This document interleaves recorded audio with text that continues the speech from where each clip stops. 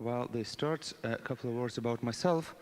I'm a research psychologist, a bit of a programmer, and for the last maybe 10 years or so, I've been doing things that at the edge of human perception, human comprehension, and cutting-edge technology.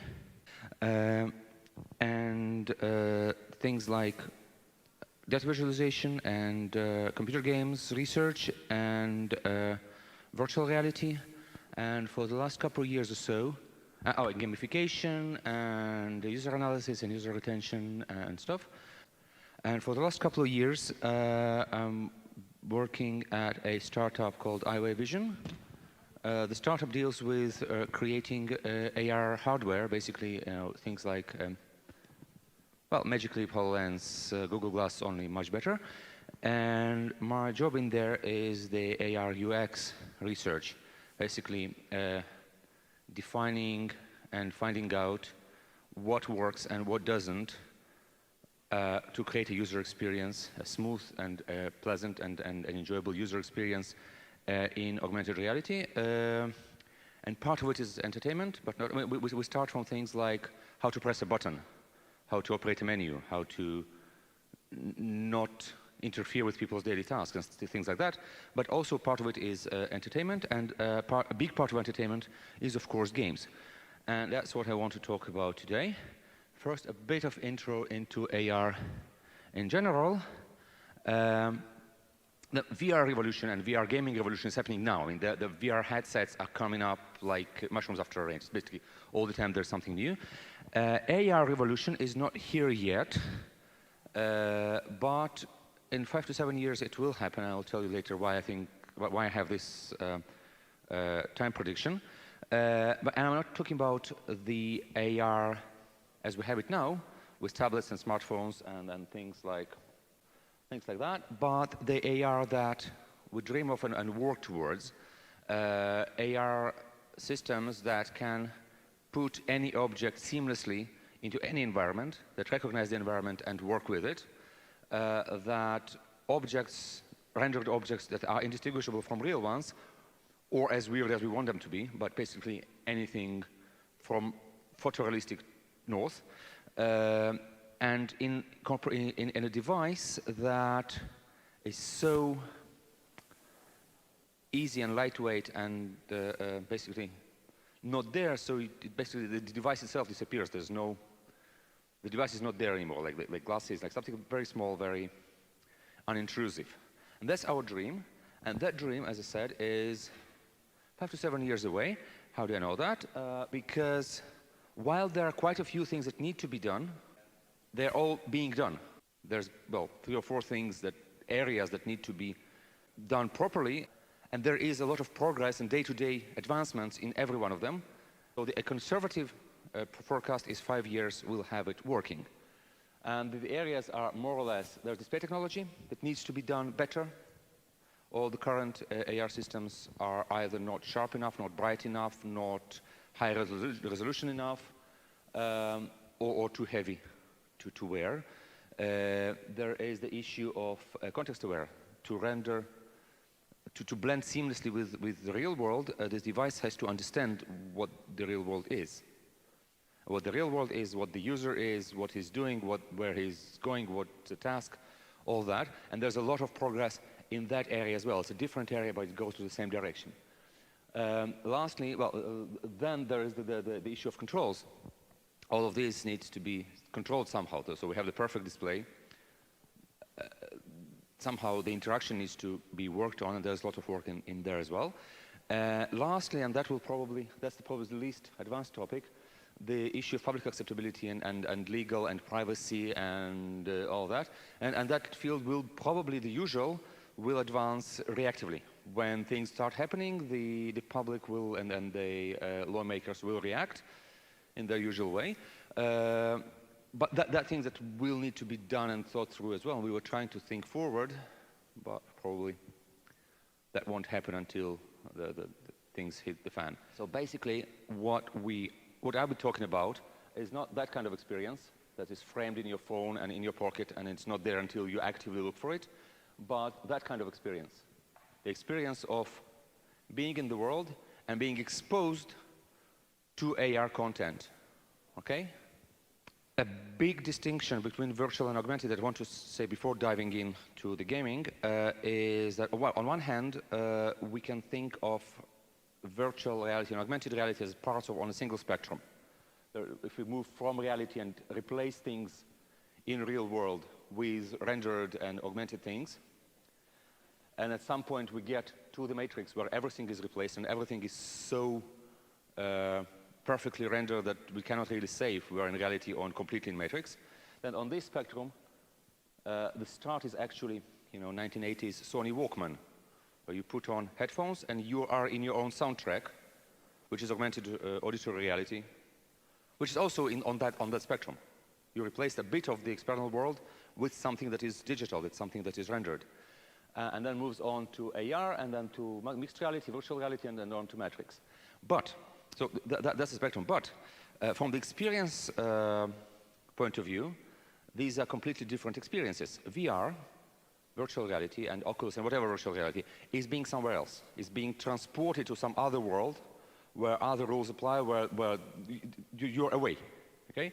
And that's more or less what happens in, also in a good book, what happens in a movie, what happens in a traditional computer game. You're transported into the world of the game. In contrast, AR is being here. You're not going anywhere from this reality. This reality changes. Warps, is augmented, is diminished, is morphed, whatever. But you're still here. Okay? As a side note, here doesn't always mean locality. This here might be, being in a conversation with someone. You're here in a conversation with something, something changes. Yes, presence is a complex philosophical concept that doesn't always equal locality, but that's a big side note. So, yesterday at a panel, there was I asked him a question, what he thinks about AR games, and he says, VR games are a direct continuation of normal console games. Basically, just the screen is bigger and all around you, but you're transported somewhere else. And AR is different, and that's exactly what he said.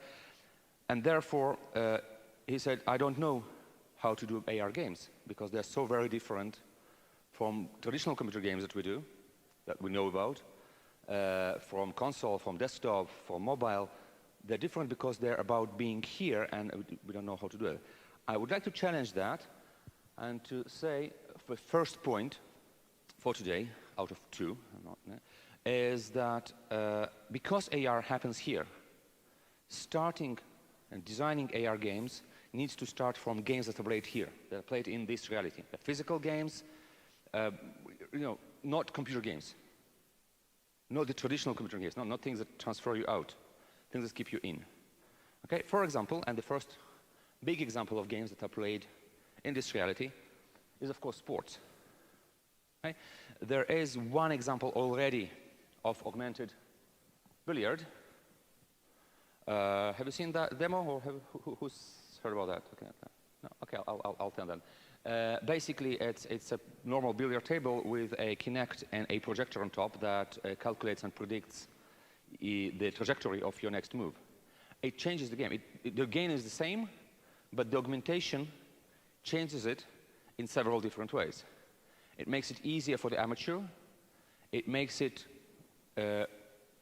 better and more proficient for the professional. It makes it more fun for the spectator. Okay? And that is the things that augmentation, or AR, can do to I think, any sport. Okay? There is AR spectator mode for American football. That makes it more fun for the spectator. It doesn't change the essence of the game, but it makes it more fun. It will also, you can think of basically any sport and how it can be augmented and made better, easier, more fun, not really, maybe not really honest, but that's a question of sport ethics. But if we start from real world sports, we can think and design very interesting augmented experiences for everyone involved. If we're speaking about sports, there's a kind of subset of that, and that's training. Okay? Training is not usually fun. It's not supposed to be fun. but it can easily be made so. And one great example, very popular game at the moment, is Zombie Run. Who's played, heard, experienced Zombie Run? Okay, you don't count. It's a purely auditory game that is a training simulator for runners. Basically, you go out for your morning run, if you do such a thing. I don't. And you put on your headphones, and there's zombies chasing after you. And the HQ of the zombie survivor base is cheering you on. Okay, saying, okay, you need just 300 meters more, and there's this hatchet that we really need. Oh, you've picked it, brilliant. No, there's 500 meters more, and there's something. Zombies are catching up. And it's a brilliant experience. It transforms your whole morning run into something amazing. Game-like, addictive, pressing, and you train a lot more and a lot better and having fun with that. Which, you don't supposed to have fun. You're not supposed to have fun on your morning jog, but you certainly do. And that's one thing that can be made with AR technology, is to make physical training and body training fun. Another thing that can be done is to make it safe. For example, for contact sports, what I do is martial arts. There's quite a lot of concern for safety, so which also, for example, don't have in Mortal Kombat. I would love to have a simulator for martial arts that is as fun to play as Mortal Kombat, trains people and is safe, and you're not basically getting knocked out that easily. Things like that. There is a lot of room in that area to create AR experiences. Of course, any experience that is digital and augmented, it can be tailored to your own skill level and proficiency, and make the smooth learning curve tailored to you, which is also an important thing that might be a better training. Okay, sports is a mainstream. Let's go to the freaks and margins. One area where AR will flourish, again, we start from physical games, is all kinds of physical games that require props. Things like cosplay. I mean, I have huge respect for cosplayers. Can't be bothered to do it myself because of the entry level of investment. Building all this. LARPers, live action role players. Or escape rooms, where you have to physically build an escape room and populate it with things. And then if you do want to change a level, you need to physically change a level. Okay? All these very physical, very social experiences that are fun, but have a high entry level because they require physical props, can be made so much easier and more advanced using AR, more flexible, cheaper, all that. And that's another, I think, big direction where AR technology and gaming will work together. So, in between the sports and in between the LARPs, cosplays, and self-change, self-presentation in a dynamic, fluid way, I predict that in, well, again, 5 to 7 years, maybe 7 to 10 years, we will have, in addition to the hardcore gamer, social gamer, casual gamer, we'll have the AR gamer, which will be a very unlikely mix-up of a gamer and an athlete. Okay? The nerds meet jocks. That will be a strange thing. They do happen now, but they're rare. There will be more of them. People who are physically fit, socially engaged, because any physical game, or many physical games are very social activities, but definitely gamers, computer gamers, computer-assisted gamers, however you say that. Will, of course, raise a lot of questions of how to integrate a game or a game activity into public spaces, how to integrate several different games into a single public space. There are half of the people in Habima Square out there are shooting dinosaurs. half are feeding virtual ducks, half are watching porn, as you do, because you will do that. I mean, there's no way out of there. Half is playing augmented reality casino on cloud shapes. Whatever. How to reconcile all of these. And of course, then probably the social solutions will be either to restrict some activities to some special, to restrict what can be done in public space. I mean, you don't usually play football in a library, and you don't read a book in the middle of a football field when the game is on. So there was some segregation of real spaces, and in general, it will bring the question of public space, private space, real space into computer games world, okay, which we up until now managed to avoid somehow. All sorts of other social impacts, but that's a topic for another lecture. And that's basically what I wanted to say today, is to answer that question of what AR games will be like and what AR gamers will be like. So the take-home message number 2 out of 2 is that because AR games will start from live games, live sports, physical actions, real-world things, the AR gamer will also be a mix of a computer gamer and a real athlete, sportsman, maybe chess player, or something that is in this world. That might be one way to kind of imagine that. That's our company artists imagining of what a cityscape would look like in one kind of a game that is Pokemon Go, but as we dream it would be. Like the Pokemon Go that we imagine and not the one we got. Thank you, Mark. Any questions in the crowd for Mark?